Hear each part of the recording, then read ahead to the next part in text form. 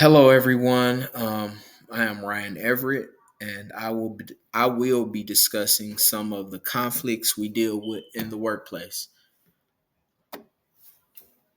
So, based on my research, some of the things I've came across and read about, these are factors that are happening in the workplace that are creating uh, a bad environment, a more toxic environment for its employees. So one of the factors were poor work habits, um, bullying, competition, and leadership problems. So discussing poor work habits, it sucks when you have individuals who you know are always on time, never late, never calling off, never complaining.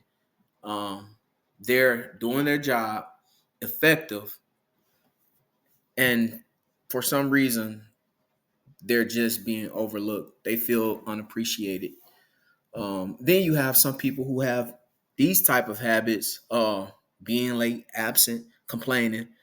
And them be the ones for some reason who get whatever they want for some reason, which it's terrible. I'm sure you've seen it.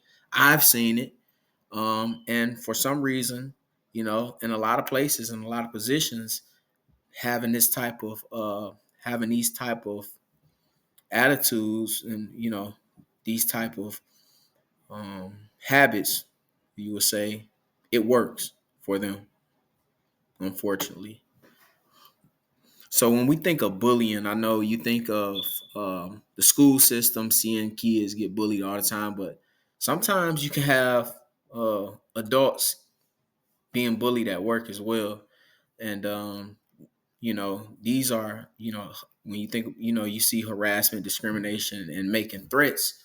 Those are all bullying tactics.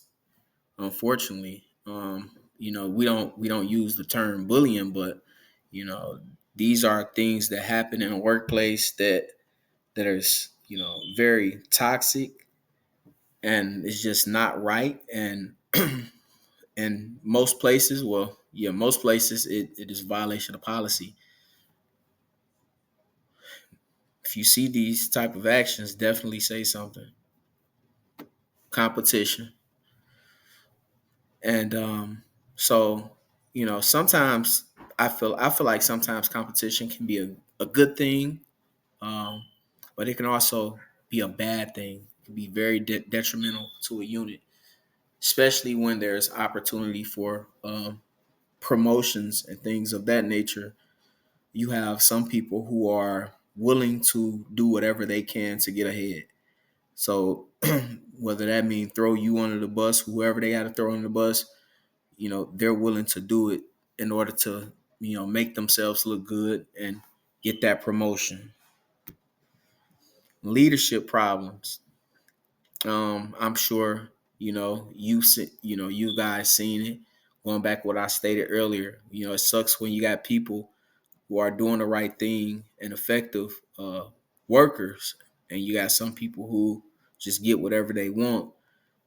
You have favoritism within the unit, within several units, different units, things like that. So ineffective leadership can hinder a lot of organizations from being successful. It can create division amongst a unit.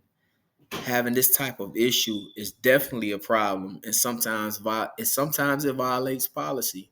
Um, well, most of the time it violates policy when there's some sort of favoritism being shown, some sort of discrimination.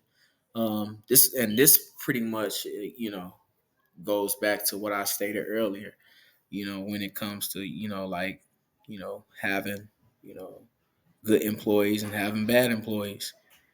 You as supervisors, as leaders, you have to make sure that you are treating everybody fairly. And in conclusion, how has your work life balance been? Be honest. Thank you.